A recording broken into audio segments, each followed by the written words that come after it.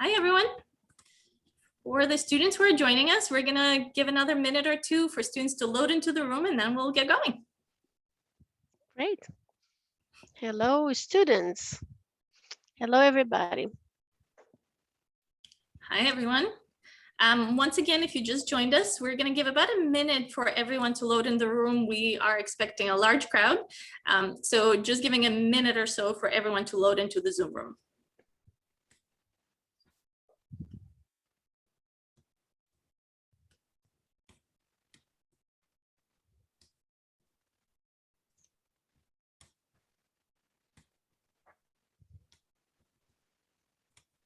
Right, so many of you guys here. Welcome. Welcome to Fall 2021 Accepted Hawk Talks events. I'm super excited to see you guys here. We're waiting probably another 45 seconds just to give a chance for everyone to load into the room right now. I know we opened up the room a little earlier, so another 45 seconds or so.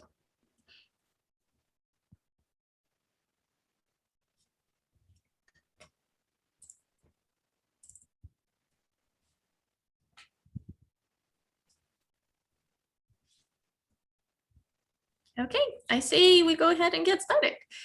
First and foremost, congratulations. Welcome to the Fall 2021 Accepted class. We are very excited to welcome you among our Hunter Hawks.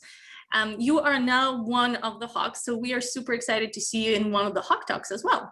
Today's Hawk Talk is all about psychology and sociology at Hunter. Whether you have an interest in one, whether you have an interest in both, today is going to give you a very general overview of everything there is to know. The cool thing about today's session is that we actually have students from both of the programs too. So if you have questions about what the classes are like, what they like about the classes, or perhaps what their favorite professors were, there's always room to ask those questions. While we are in webinar mode and you're not on video or audio with us, there is a little Q&A button on the bottom of your screen or wherever it is on your device. Please feel free to ask questions, anything that you hear during the presentation from the faculty members or from the students. We will flag and ask them live at the end of the session as well. So if you put your question in there, there will be a live Q&A at the end of the session. So pay attention to all those answers afterwards.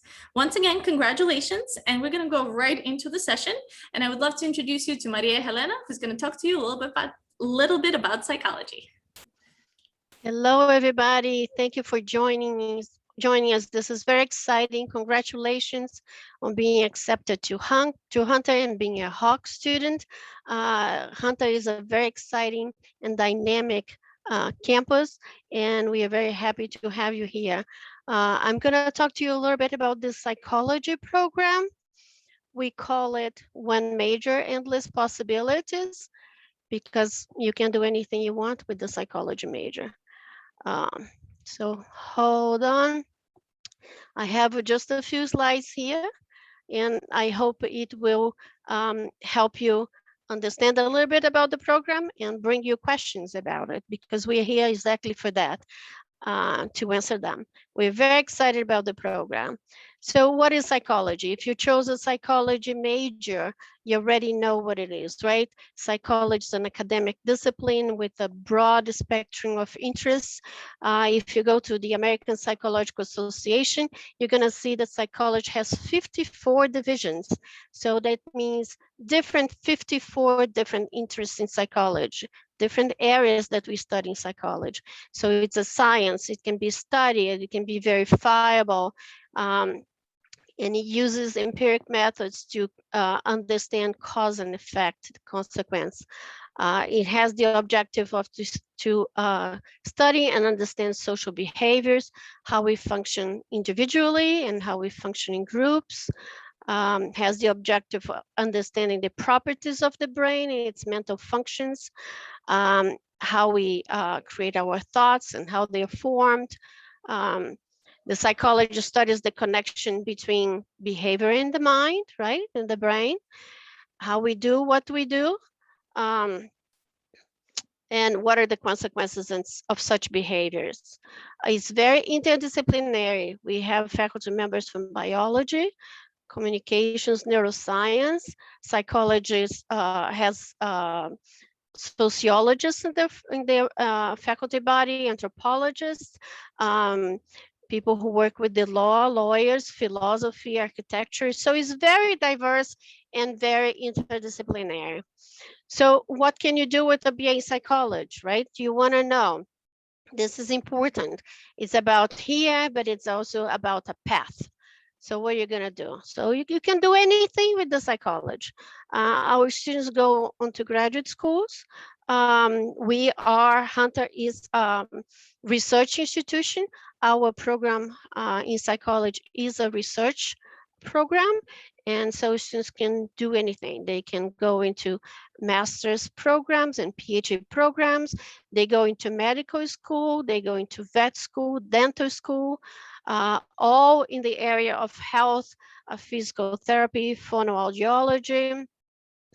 They become psychologists and they work in different settings in schools, in hospitals, private practices, in clinics.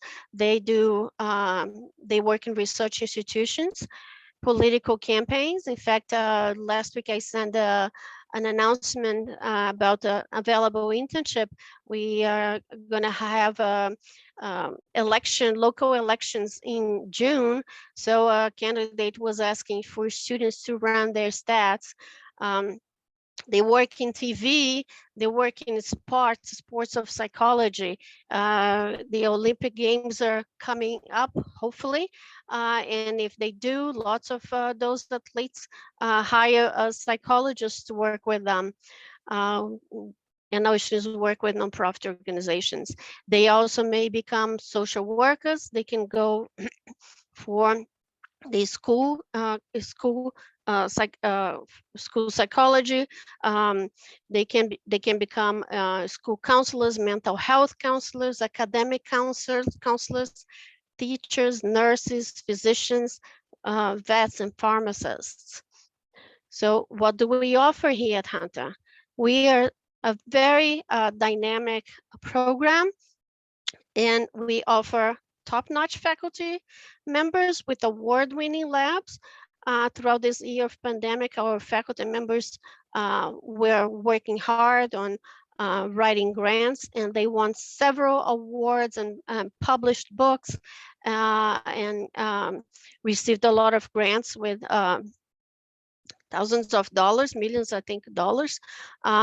We have our own stats tutoring lab. So we offer statistics in psychology, and we have our own tutoring lab for the students. In addition to Hunter offers a math lab, a writing lab, a science lab. Students can have tutoring sessions there. They can have their questions answered, and we have our own tutoring lab for that. We have our own student academic advising office in addition to the general advising office that Hunter offers. And through our academic advising office, we offer workshops, professional developments. Um, um, we team up with the career development services, and we can help you from writing your resume to finding an internship to finding a job. And the Career Development Center will be always here for you, even after you leave Hunter, after you graduate. We have the Counseling and Wellness Center. We team up with them during this time of pandemic. We have offered workshops on stress and management. We have offered workshops on time management.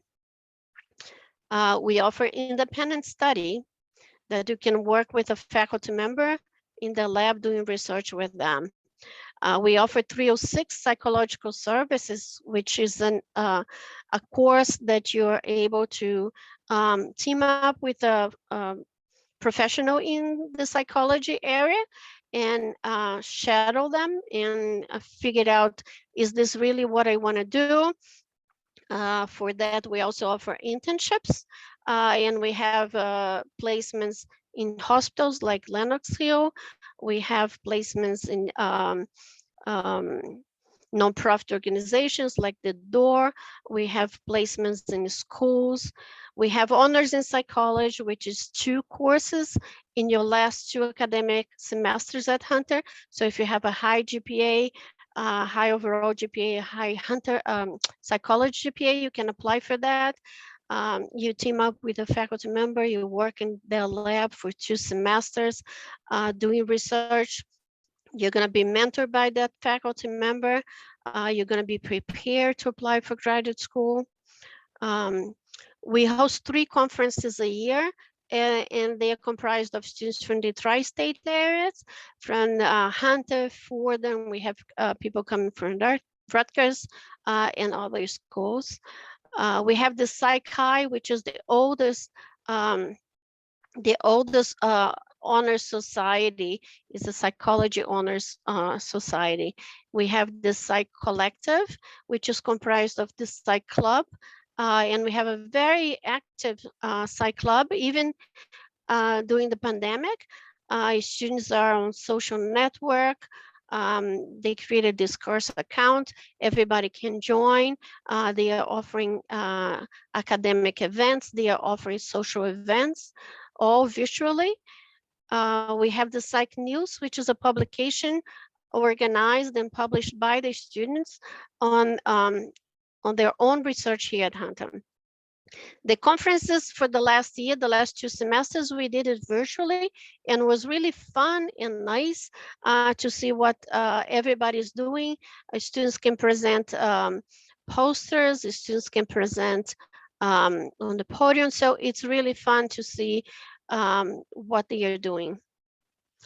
So what we study in our psychology program, psychology is very broad. So we have 3 large areas, and we call them biopsychology content area, the cognitive developmental, and the social clinical health. And then what do? We also study psychology in depth. So first broadly, and then we focus on a specific smaller area. And this is because when you apply for PhD programs in psychology nowadays, you apply for specific areas of psychology. So if you apply for a PhD in clinical, or you apply for a PhD in developmental psychology, or you apply for a PhD in social psychology. So this is to mirror that idea. So we have the 3 large areas, and we divide them in smaller areas. So the biopsychology is divided in animal behavior and physiological psych. The cognitive is divided in cognitive psychology and developmental. The social, clinical, and health is divided in social, clinical, and health psychology. And we require that you take 2 elective courses in psychology. So out of the 120 credits that you need to take at Hunter, 46 are for psychology, for the psychology major. And the way you take those courses, we can talk more in detail about it later or at another time. You need to take 2 courses, 1 course 200 level in each of those large areas, and then 300 levels. If you choose a focus area of study, you study 2 courses in that specific area in your electives. So we have those concentrations in psychology or focus areas, and this is what we study in each one of them. The animal behavior, we have faculty members who have labs with fishes, dolphins. The dolphins, they study in loco at the Bahamas and Italy. Faculty member goes with the students during the summer. The birds, we have faculty who have labs with birds that fly around free all day. It's just beautiful. We have faculty members who work with elephants, and he takes the students to Thailand to study the elephants there and collect data. We have the dog thinking lab, which studies animal cognition, communication, animal orientation, recognition. The dog thinking lab, in fact, was created 2 years ago, and it works beautifully. The physiological psych, it's neuroscience. We study brain MRI, bulimia nervosa, alcoholism, motivation and emotion. In fact, we have Professor Nisha Berghar, who just won a huge grant on bulimia nervosa during these pandemic times. Cognitive psychology, we study language acquisition, memory and attention, learning, sensation, perception. So how we learn a language, language acquisition, how we perceive things. Developmental psychology, we study the lifespan development of human beings. We study cultural psychology and testing. For social psychology, it's a very hot topic nowadays. We study how we interact and act individually and within groups. We study identity, ethnic and cultural, social justice, racism, immigration, gender and power. There's tons of things to study there. Women, for clinical psychology, we study psychological testing, trauma, resilience, post-traumatic stress disorder. For the health psychology, which the newest of those different areas, but it has been there, in fact, for a while by now. We study determinants of health psychology, sexuality and health behavior change, stress disorders, mood disorders, anxiety, sleep, addictive, coping with chronic disease. So a lot of students have internships in hospitals. And in fact, health psychology, during the pandemic, I read an article that somebody had won an award to go to the Antarctica to study the effect of dark days in the mood, because in fact, they were happy people. They are rated one of the happiest people in the world, and yet there was not much sunlight there. So how is it, right? Because there's mood disorders based on the light. So I'm going to stop now because there's a lot to sociology has to present. Here is my contact information. You can take a picture of this, you can copy, and if you have any questions, you can answer me at the end, or you can email me and I'll be happy to talk to you. I think that's it for now. Thank you so much for listening. Thanks, Maria Helena. That was an awesome overview of the psychology department at Hunter. That's Next a lot. up, I hope I didn't bore you all. definitely not. Definitely a lot of questions came in, and I am going to keep them for the end when we do the Q&A. Good. Thank you. Next up, I have Mark, who's going to talk to you guys about the sociology program at Hunter. They're all yours. Hi, everybody. I'm Mark Halling, Professor Halling in the sociology department, and I'm a little embarrassed. I'm not as prepared as Maria Helena is, but it doesn't matter, I think, because now that you know you can study dolphins in the Bahamas, why would you want to major in anything else? I wonder if it's too late for me to become a major in psychology and go to the Bahamas and study dolphins. I'm sort of only half kidding, but the other half of me is kidding. Is not kidding. Where was I with that? At any rate, I do have a few things to say about sociology. I don't have any slides, but I'll just give you a little bit of an overview of what we do. Maria Helena gave a very nice overview of psychology, and you can think of sociology as operating on the sort of the other side of that spectrum, whereas psychology invites you to think about the functions and the processes of the mind and behaviors relating to the mind and the individual and maybe the personality. Sociology operates on the other side of that, and it emphasizes the social structures or the institutions or the groups that we're a part of. There's a lot of sociology in psychology and vice versa. It's much a question of emphasis. So in sociology, we emphasize the group aspect of that interrelationship between the individual on the one, I should have had sock puppets or something, that the individual on the one hand and the society on the other. So how can I make this clearer?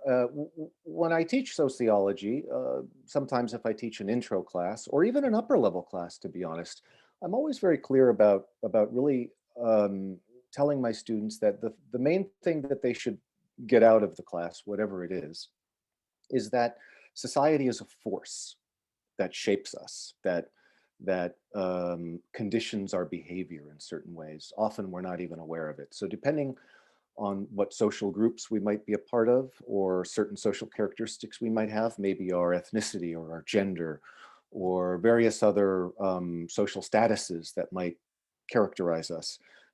We are being shaped in various ways. And a consequence of that is, like, a lot of the behaviors or a lot of the aspects of ourselves that we think is very individual, we think, oh, this is part of my individual personality or myself, or this is who I am, or something like that. We may describe ourselves in those ways. And those things may be part of ourself, but as often as not, more often than not, the things that about ourselves that we think are most individual are actually conditioned or shaped by our groups. So the foods you like to eat, the music you like to listen to, the people you're attracted to that you might like to go out on dates with, and so forth, are shaped by the social groups that you're a part of. And so I always sort of encourage my students to think of that sort of the social aspect of this when they're thinking of who they are in relationship to the larger society. We call this the sociological imagination, when we're able to think of ourselves in relationship to groups or institutions, or maybe our gender or race or whatever. The sociological imagination allows us to see the intersection between us as a person and the groups we are a part of.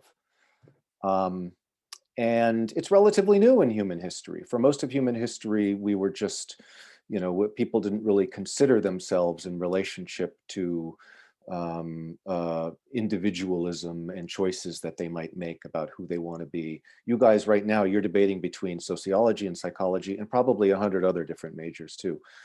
Most of our ancestors, most people throughout human history didn't have these kinds of choices. We do.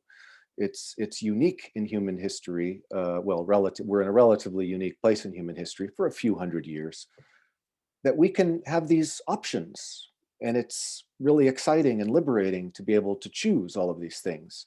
It's also terrifying because nobody's telling us what to do.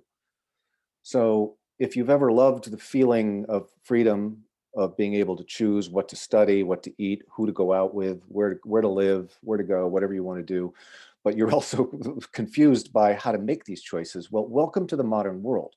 This is what sociology studies. This is what we ask you to think about. This trade-off between freedom and constraint, between feeling liberated and feeling confused about what to do. This is what it's all about for us. I'll probably, I told you I wasn't terribly prepared.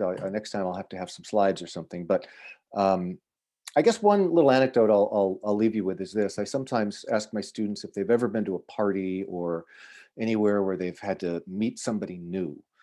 And I might ask them what the first thing that they ask somebody, like a new person, you meet somebody new, what's the first thing you ask? And for a lot of us, we struggle with that. And we might say to that person, some new person, we might say, well, when we were trying to make conversation, we might say, what do you do? So what do you do for a living? Or maybe for you guys, what's your major? And then we might think to ourselves, boy, couldn't I have come up with a better conversation piece? Or I could have thought of something better to say or something like that. We might kick ourselves a little bit. And the truth of the matter is that's a very sociological question to ask, because for most of human history, we wouldn't have asked people what they do for a living or what they've chosen to do or what they're majoring in, or we might not have asked them anything having to do with some personal decision that they made about themselves, because those choices weren't really offered to people throughout most of human history and in many places today too. We might have asked them, we might have known everything about them already because we know their last name or we know what village they're from or whatever. So with that in mind, I'll leave you with that little snippet of the sociological imagination where you can start to think about yourself in relationship to history, to groups, and to the future. So I'm done. And we have look, my department has lots of things going on too. Please hit me up in questions. Awesome. Thank you so much. The questions are definitely coming in already, asking a lot about what you said. So we're going to keep them for the Q&A, but I am going to... Can I ask a question? Sorry to all of our listeners. Irina, was I supposed to bring a colleague along to answer questions? No, about no, my no, not at department? all. We're gonna ask them see. live at the end of this. No Because I worries. see that John is answering Q&A questions for psychology. I didn't. Nope, John is answering questions for everything that's coming through. Oh, So no worries. He's marking the questions that are coming in from our students to answer them live at the end. So right now I want to introduce our students.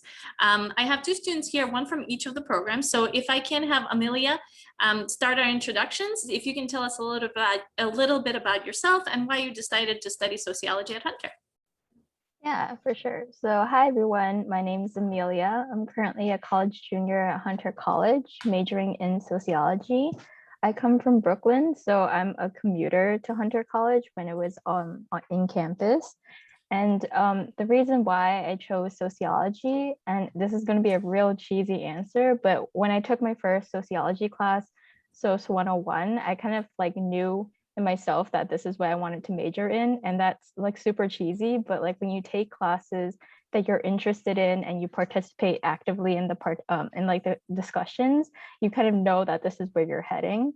Also, I didn't really know a lot about sociology when I first took my first class. So I was kind of confused of like, why are we bringing theory into this? Why are we talking about like human decisions when like behavior and mixing it with history? And I found that it was a really nice way to kind of allow for broader thinking and to sort of criticize what the structures were there. And I was like so fascinated with it. So I was like, yes, this is what I'm majoring in. That's awesome. I have to say, after Professor Halling's explanation, both John and I have mentioned how we want to take your class. So we might be coming into your classroom in the next semester. Get ready for it. Next up, I have Rosa, who's going to tell us a little bit about her experience in the psych program and why you chose to study psychology at Hunter. Hi, my name is Rosa. I'm a junior at Hunter College. My major is cognitive psychology, and I'm also on the pre-nursing track. So I transferred into Hunter College wanting to initially do pre-med to become a neurologist. Studying psychology is great because I initially just wanted to study the nervous system. The central nervous system really amazes me. And after attending an orientation for pre-med, I actually realized that that path wasn't for me. And so being disappointed, I thought I wouldn't be able to study neuroscience. But after speaking to my advisor, which I strongly recommend telling your advisor your whole plan, I found out that I could actually major in cognitive psychology, where I can take classes such as cognitive processes, brain and behavior, and neuroscience. Maria mentioned how psychology is extremely diverse, so I was even more amazed when I found out that there are actually 7 areas of study to major in within psychology at Hunter. So this ranges from health to social psychology and clinical to physiological psychology, not just general psychology, which Maria also mentioned earlier. Because I did research in my former college, I was interested in finding out if Hunter offered research opportunities as well. So I was also happy to find out that undergraduate students can engage in research. And once you declare psychology as your major, Maria actually sends emails daily to you, which mention research studies and internships. So this week, for example, I got an email from Maria that mentioned that they're looking for participants who are interested in examining the relationship between dog ownership and stress. So eligibility for research studies are also mentioned within these emails. Earlier, I mentioned that I'm a pre-nursing student, so majoring in cognitive psychology helps me to get a little glimpse of like what I will study in the future when I work on becoming a psychiatric mental health nurse practitioner. Awesome. Thanks so much, Rosa. We're going to go ahead and start right with questions. And actually, the first question is for sociology. The student is asking if there are sort of subsections for sociology as a major. They've never heard of the field, which is kind of cool.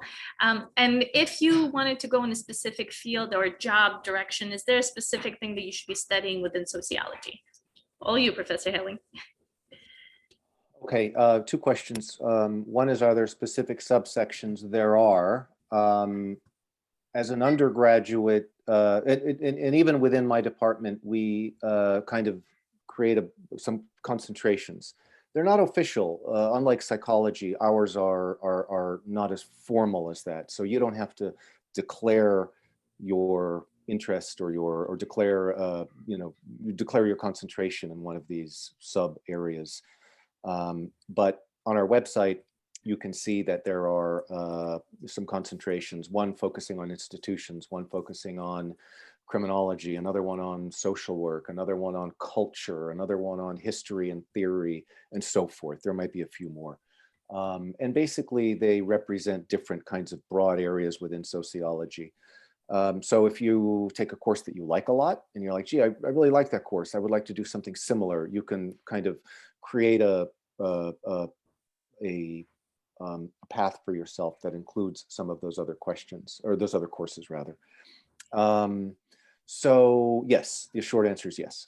We also have required courses. You know, you'd have to take 10 courses, 5 are required and the other 5 are anything that you want. Those anything you want courses are where you would, you know, concentrate in something or another. What was the second part of the question? Does it matter for going on to get for a career, a future? Correct. Students are asking if there is a specific sort of sequence or something that you would recommend once you get to Hunter take towards a specific career, or does it sort of broaden your perspectives instead? Well, that's a long question. The long answer is too long. The short answer I will tell you is this. It's not that it's too early to start worrying about that, but it's kind of too early to start worrying about that.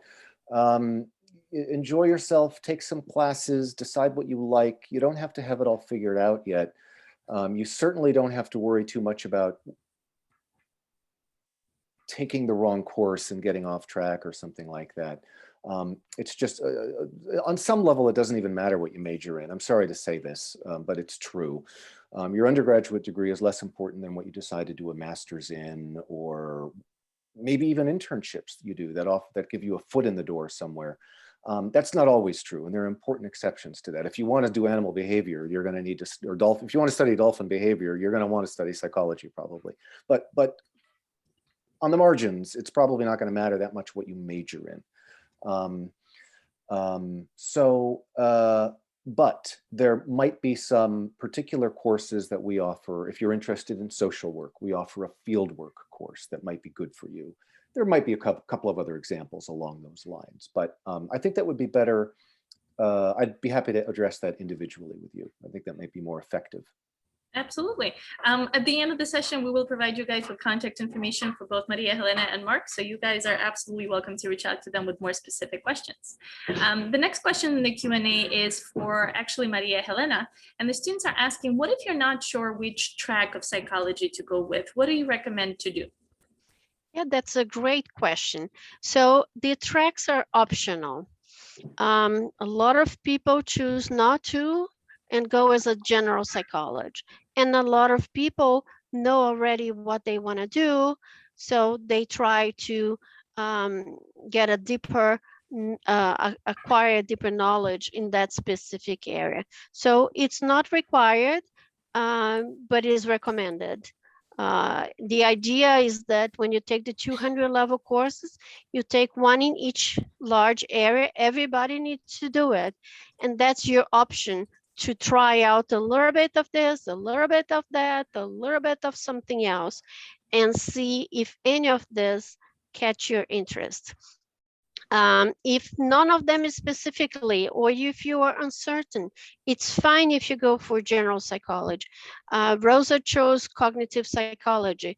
Sometimes the students who go for nursing choose physiological psychology, or just choose to go as a general psychology, which is fine. So any one of them, it's fine. The concentration in psychology or the focus area is really an option that you have. Awesome, thank you. A few questions came in for students, which I think are pretty cool. So the first question is for Amelia. What is the class that you took that spiked your interest in sociology? Was it part of your general core requirements, or was that something that you took as an elective as a freshman? I actually started freshman year with Sociology 101, and it was kind of like the baby intro course. And like that gives you an overview of several different topics you can talk in like specific sociology courses.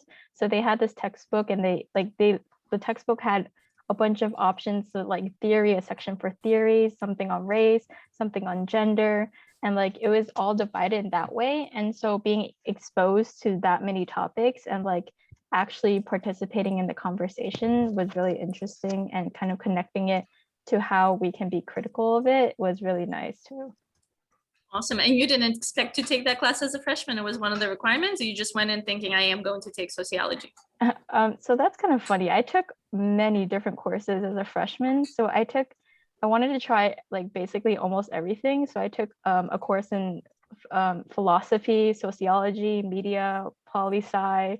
I took one in econ, math. Like I took every different course you can think of, and sociology really stuck out to me.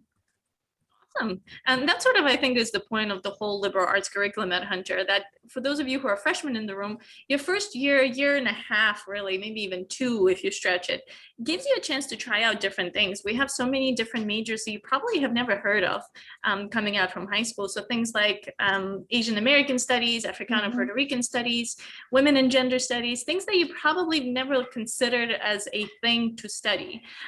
So definitely trying out those different things are part of your core requirements, but you still will be sort of asked to try out different things that are part of core that may fall in any major out there.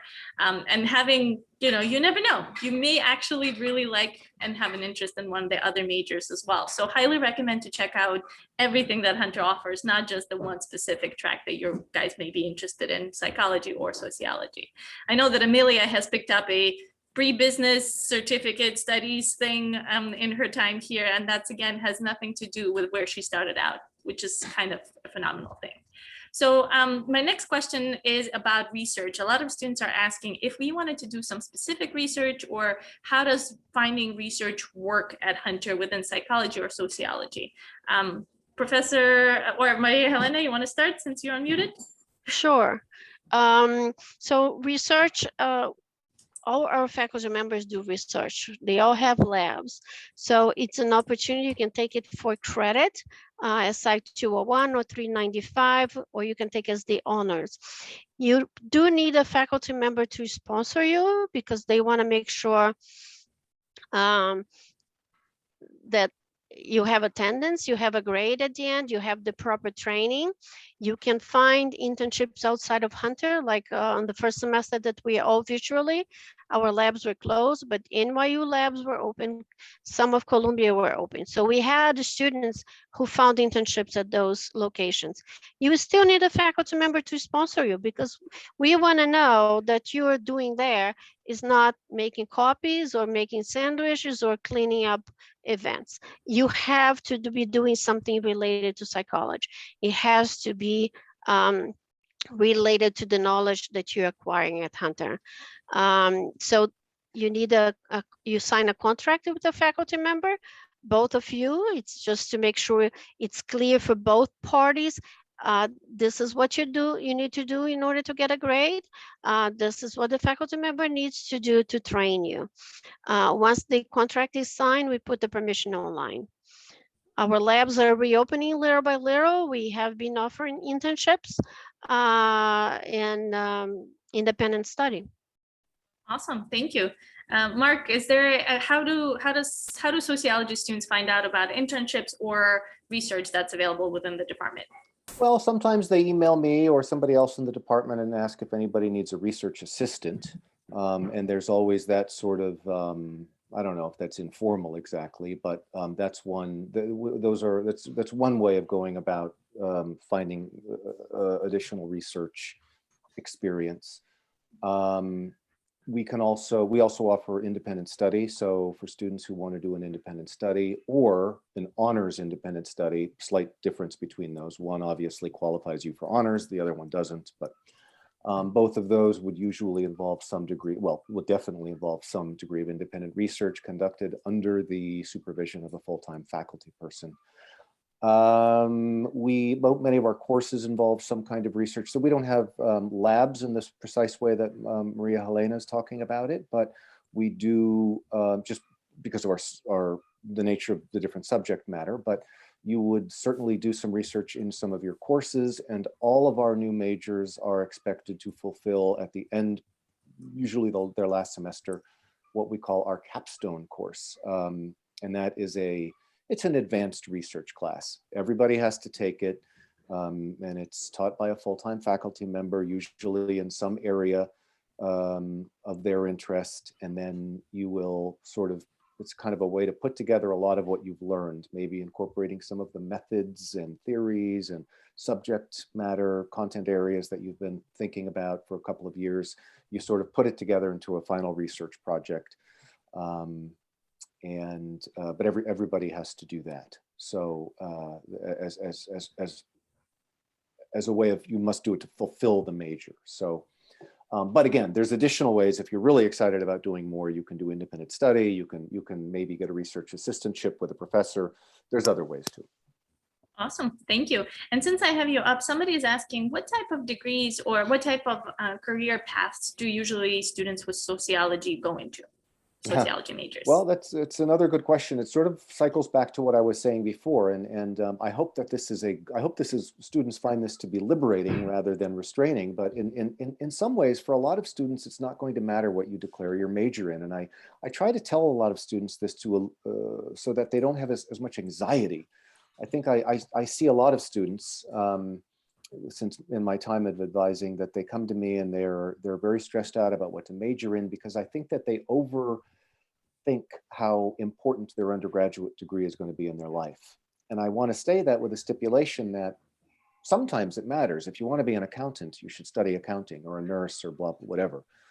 But if you are going to major in the liberal arts, most students will end up doing something that doesn't have anything to do with what they majored in. And again, not to take nothing away from sociology or psychology or philosophy or anything else you feel very committed to, it won't matter that much. Having said that, there's my little spiel. But having said that, I do want you to know that there are certain kinds of skills that you can get in sociology, particularly those relating to our research and statistics. You're probably familiar, by now we live in a world of big data. It's watching you everywhere you go, maybe even now. And somebody is quantifying those numbers. And there's almost an insatiable demand for people who can think statistically, who can reason statistically, who can use numbers, who can engage in particular kinds of and strong kinds of methodological research. Most major corporations and nonprofits and various others have research arms that are use the kinds of things that you can learn in sociology and psychology, by the way. Beyond that, if maybe your numbers aren't your thing, well, sociology is one possible entry into social work. I've had students who have gone and done an internship at NBC because they want to get into television. So in that sense, it's sort of, that's one of those ways in which law school, sociology does represent one of the liberal arts that you can kind of launch yourself into anything from. But our research skills are very important. Awesome, thank you so much. And I think we have time just for one more question, and I would love the students to answer this one. So first question is for Rosa. What does a day of a psychology student look like? How many classes do you have, let's say in this semester? How many psych classes are you taking versus how many general education requirements? And do you think they're hard to manage? So it definitely ranges with each semester. I like to take classes in the winter and the summer so that it's not such a heavy workload on me. Because I'm taking prerequisites for nursing simultaneously with classes for psychology, it gets very heavy for me. So I love to range it out like that. But right now I am currently taking neuroscience. That's the only psychology class I'm currently taking because I took 2 last semester, which included cognitive processes. I basically, for a day of my life, I basically study. If I were to be in Hunter right now, I would probably be at the library because studying, I would say, is extremely important. You have to stay on top of your work. Especially if you're if you're going into certain paths like nursing and psychology or sociology and nursing, like if you're pairing something, it gets really heavy, but it's still possible to do. But basically I study a lot. when I'm not studying, I usually just watch documentaries. But basically, yeah, that's what I have. Awesome. Thank you. Amelia, tell us a little bit about your day. What does a day of a sociology student may look like? So like Rosa, I kind of like to spread things out a lot. So right now I'm only taking 2 sociology courses and they're pretty interesting. One is a math course, so it's not as interesting, but that's a prereq that I'm completing. And then the other class is an elective. It's one of the newer electives. So the sociology department at Hunter actually released a bunch of new electives that they're all interesting. So the one I'm taking is sociology and film, but they have things about like sociology of aging, sociology of knowledge, which I'm hoping to take next semester. But I really think if you're going to be a sociology major, or maybe not, like you should definitely look at the electives, because the electives is where like the fun stuff is. You get like cool readings to read and they're not boring. It's like a 30-page reading, but you can like fly through it because it's actually things you can, you know, relate to and like talk about to your class. So it's really interesting. But like the workload in studying wise, it's not more studying as a sociology student. I think more of it is just keeping up with the readings, because you do get a heavy reading load. And you get to write papers based on what you read, which might seem like, but like when you do it, it's actually quite interesting to kind of make the concepts you learn in class interact with whatever you read. Awesome. Thank you so much. That's pretty much all the time we have for the questions. So a few housekeeping items before we leave. One, thank you so much for all the presenters who were here with us today. I know this was a lot of information, a short amount of time. So make sure you check out the website. The contact information will be provided for you there for the presenters. Now for the students who are in the room, thank you again for coming. Congratulations on your fall 2021 acceptance. We are very excited to welcome you in our class, so don't forget that there are a few things you got to do.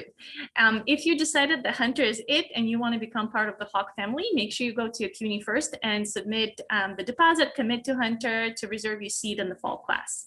Item number 2, there's a little button on your accepted students page that takes you to the rest of the Hawk Docs. So all those questions that we may not have been able to answer, things about pre-professional tracks, pre-med program, pre-business programs, social work programs, things that are not necessarily pertaining to sociology or psychology, there are Hawk Talks that are available for other things.